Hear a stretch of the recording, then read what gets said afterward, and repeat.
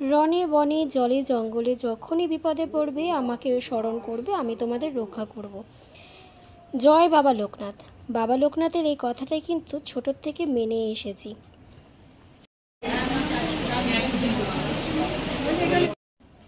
বন্ধুরা, ছোট থেকে কিন্তু আমি বাবা লোকনাথের খুব ভক্ত। ভালো মন্দ যাই হোক না কেন আমার জীবনের সবটাই কিন্তু বাবাকে আমি বলে থাকি। আজকে আমি তোমাদেরকে বাবা লোকনাথের চাকলা যাওয়ার পুরোটা বিবরণ দেব।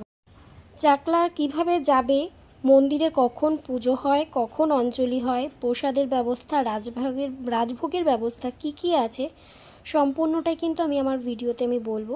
সবাইকে অনুরোধ রইল ভিডিওটা স্কিপ না করে দেখার জন্য।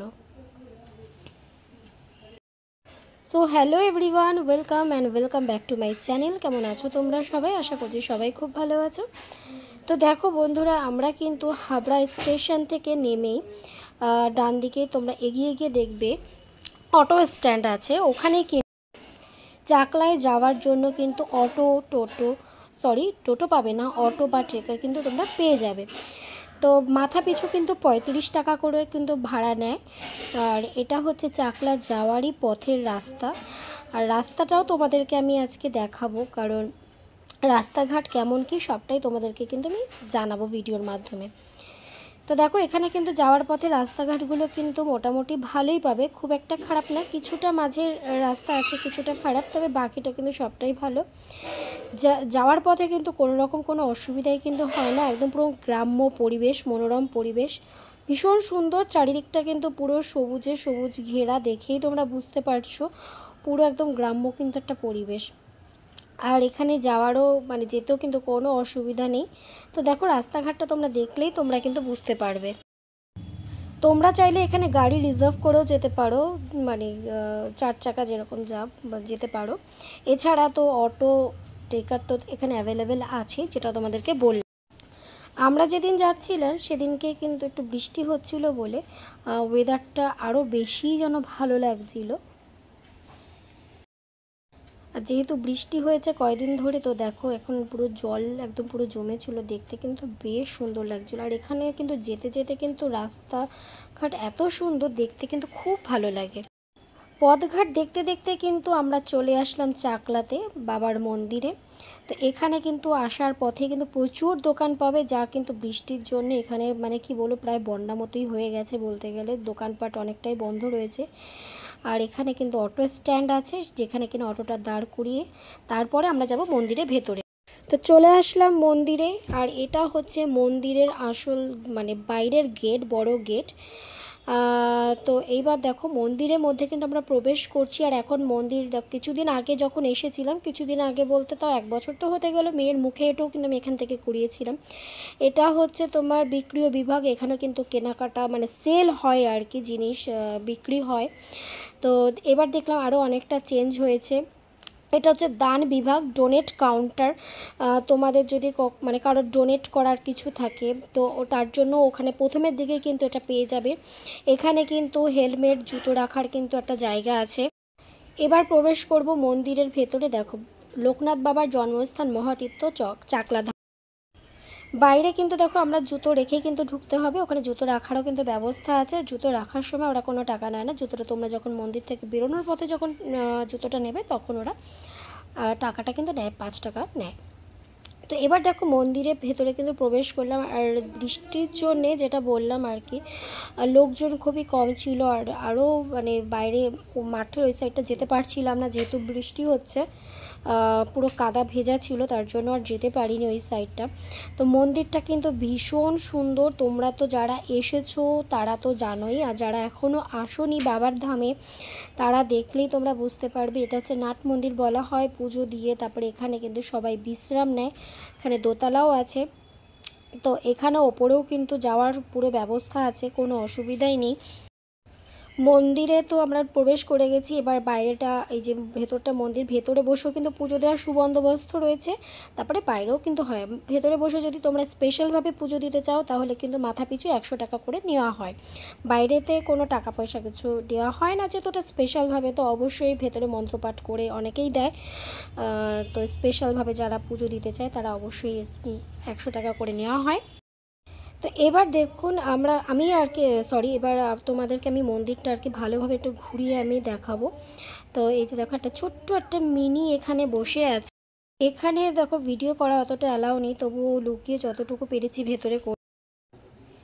এখানে কিন্তু দেখো বাবার মাথায় জল, এখানে তোমরা দুধ বা জল, অনেকের মানসিক থাকে, জল মানে গঙ্গার জল, এখানে দেখো মহাদেবও আছে। তো তারা কিন্তু এখানে প্রথমে আর কি পুজো দেয়। বাবা এখানে নন্দী ভিঙ্গিও আছে, এখানে কিন্তু বাবার মাথায় চাইলে অনেকে দুধ জল এরকম ঢাকে, এখানেও ঢালে আর কি। এখানে প্রণামী বাস্ক রয়েছে। এটা কিন্তু পুরো আর কি বাবার যে আসল যেটা আর কি বিগ্রহ যেখানে রয়েছে তার পাশটা তোমাদেরকে আমি দেখাচ্ছি। তো দেখো এখানে সাইডে রয়েছে কুপন কাউন্টার, সেটাও তোমাদেরকে দেখা হয়েছে। দেখো ভেতরে বসে পুজো দিই। আর এখানে হচ্ছে এটাও কিন্তু ডোনেশন কাউন্টার, এখানেও দান বিভাগ, এটাও করা যায়, এখানেও দান করা যায়। আর এখানে দেখো তোমাদেরকে দেখাচ্ছি আমি, এটা আমি থাম্বনেলে দিয়ে দেবো কতটা কি কিভাবে কুপনের কি রাজভোগের কি ব্যবস্থা আছে, টাইম সবটাই তোমাদের বলবো। আর এটা হচ্ছে, চলো নাট মন্দিরটা তোমাদেরকে দর্শন করিয়ে।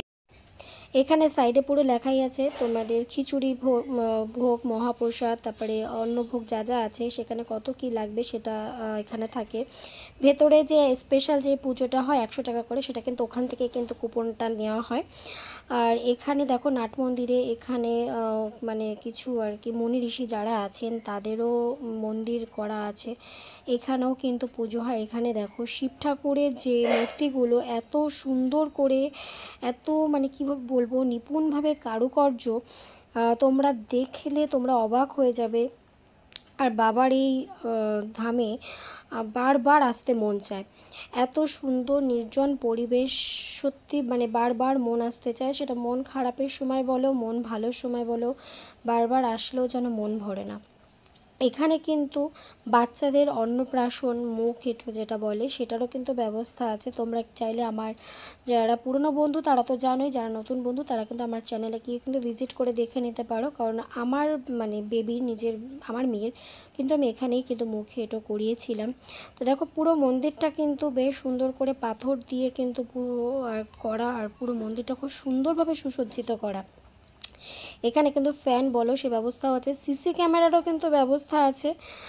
সেহেতু এটাও একটা খুব ভালো একটা ব্যাপার, কোনো রকম কোনো কিছু মানে হারিয়ে যাওয়ার ভয় নেই। তবুও একটা নিজেদের দায়িত্বে এটা রাখা উচিত আমি মনে করি।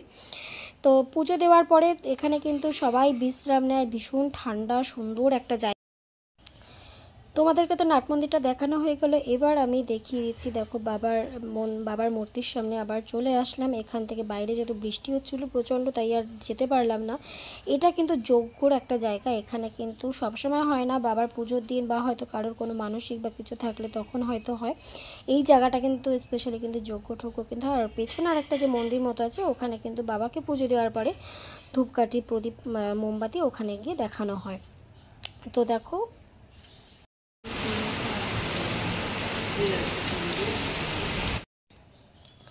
আর আমরা কিন্তু বাইরে যে দোকানগুলো ছিল ওখানে কিন্তু মিছরি, বাতাসা, ফুলের মালা এগুলো পাওয়াই যায়। তবে আমরা আমাদের বাড়ির থেকেই নিয়ে গেছিলাম, মানে হাবড়া থেকেই নিয়ে এসেছিলাম মিষ্টি, তার জন্য আমাদের আর কিনতে হয়।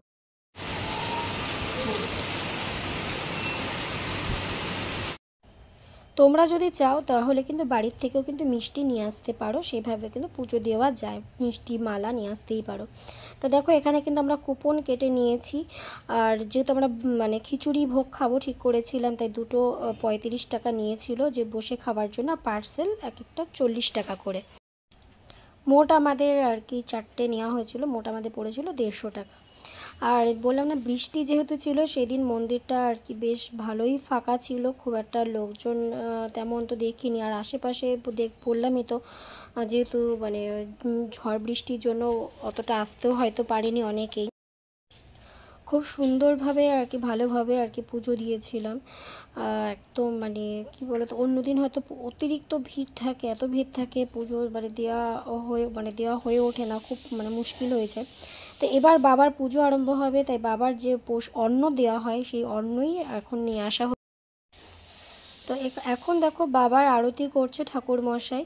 আমি যতটুকু পেরেছি তোমাদের সাথে আর কি লুকিয়ে চুরিয়ে ভিডিও করার চেষ্টা করেছি, কারণ তোমরা যারা এখানে এসেছো বা অনেকেই তোমরা জেনে থাকবে যে মন্দিরের ভেতরে কিন্তু মানে ক্যামেরা একদম অ্যালাউ থাকে না।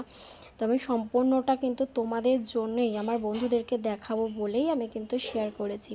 তো দেখো বাবা কিন্তু ঠিক বাবার ভক্তদের দেখো আস্তে আস্তে দেখো মন্দিরটা কিন্তু বেশ ভিড় হয়েছে, লোকজন এসেছে, কারণ পুজো হবে একদম লোক থাকবে না এটাও কিন্তু ভালো লাগে না দেখবে, তাই না?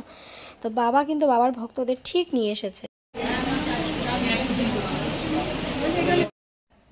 তো ফাইনালি কিন্তু আমাদের পুজো হয়ে গেছে, আর বাবার কিন্তু প্রথমে দেখলে এক সাজে ছিল বাবা, পরে কিন্তু বাবার আবার সাজ চেঞ্জ করা হয়েছে, বেশ সুন্দর লাগছিল কিন্তু বাবাকে।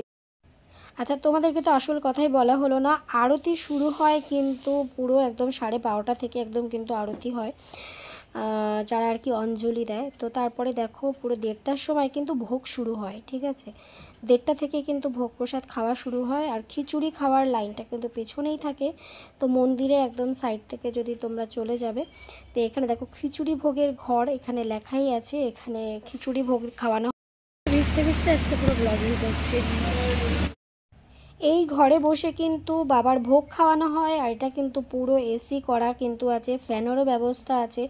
আর যেহেতু এই দেখো পুরো এখানে বসে কিন্তু খাওয়ানো, আর যেহেতু বললাম না লোক একদমই মানে খুবই কম হয়েছে, তোমরা তো ভিডিওতে দেখে বুঝতেই পারছো, তো তার জন্যে এই জায়গাটা ভরা নেই, নতুবা অন্য সময় কিন্তু পুরো লাইন থাকে, মানে বসারও জায়গা থাকে না।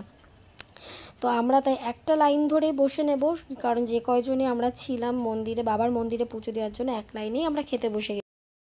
তো আমাদের পাতে পড়ে গেছে খিচুড়ি ভোগ, বাবার মহাপ্রসাদ, সত্যি অমৃত, খেতে ভীষণই ভালো লাগে, যা কিনা বলতে লাগে না। খাওয়া দাওয়া করে আমরা বেরিয়ে পড়েছি, এটা হচ্ছে, চলো মন্দিরটা তোমাদেরকে আরেকবার একটু দেখিয়ে দিচ্ছি।